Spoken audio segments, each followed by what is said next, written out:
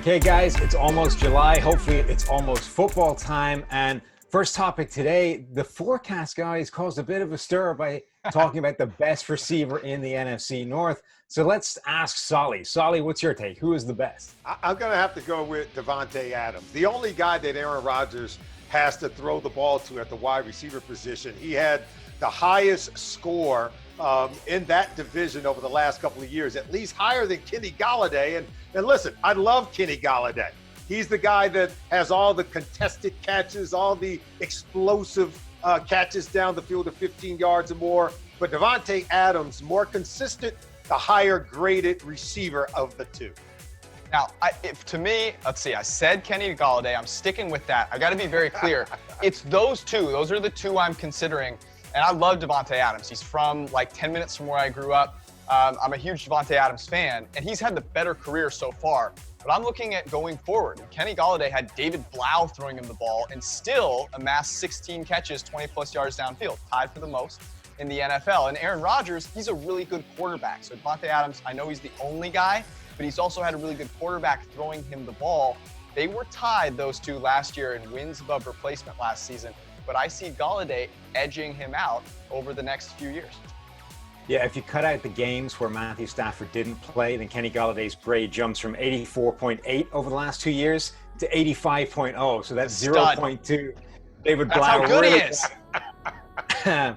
It's interesting you limit it to two, because I think you can make a legitimate case for four receivers for this. I think Adams, Golladay, but I think you can also make a pretty good case for Adam Thielen, who's right there with Davante Adams in terms of PFF grade over the last two seasons. And then poor Allen Robinson, who hasn't had a good quarterback throwing him the ball since he was playing Pee Wee football. So I think all four of those guys are in the discussion, but I'll lean with Solly and I'll say, look, Davante Adams is the best route runner in the NFL, or certainly one of them. His grade is the best. Let's lean with that. And our hearts do go out to Allen Robinson, right? I mean, here's a guy that we would throw him the ball if we could. All right, let's move to our second question. Will Baltimore Ravens quarterback Lamar Jackson, will he regress in 2020? This always gets people angry because it sounds like you're saying he's going to be bad next year.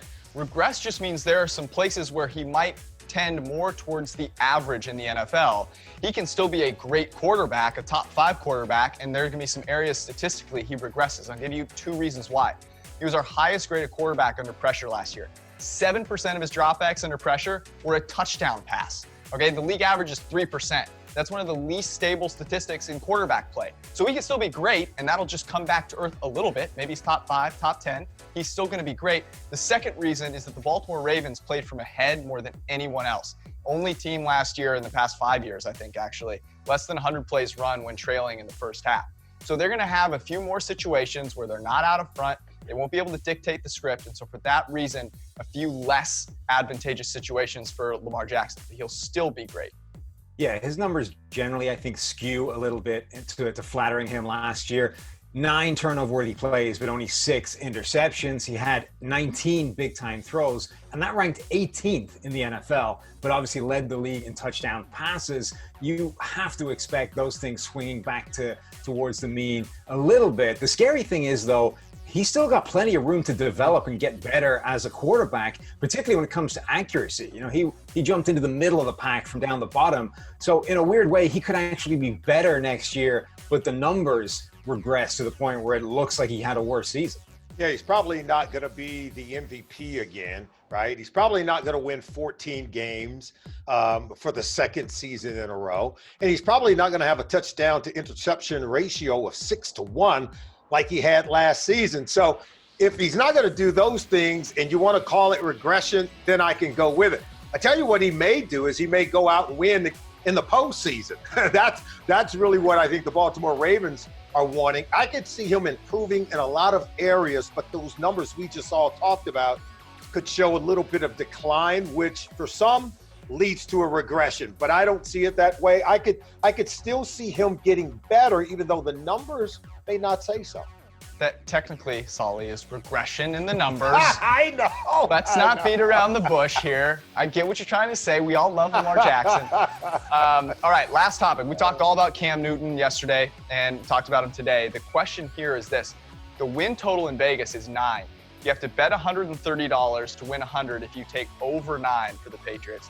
If you take under 9, you get even money. What are you guys betting on? I think you have to take the over. I'm far from sold on the idea that Cam Newton is going to be anything like this, MVP player, this surefire Pro Bowl quarterback that everybody seems to be expecting. But the Patriots are still good. It's still not a great division, even though Buffalo, should be contending. You've got to think that the Patriots can keep their streak going of double-digit wins if Cam Newton is anything like, a half-decent starting quarterback. So I think you got to lean with the averages and go over. I'm with you, Sam. I'm going to go over 9.5 wins. That's over, right? I'm going to go and lean in that direction simply because, 10 or more. hey, yeah, I'll go with 10. I'll go with 10. I'll take the 10. And I'm going to collect my 100 when it's all said and done. But no, I believe he's on a better team. He's got a better team around him. And with all due respect to Coach Ron Rivera, I think he's got a better coaching situation there in New England as well.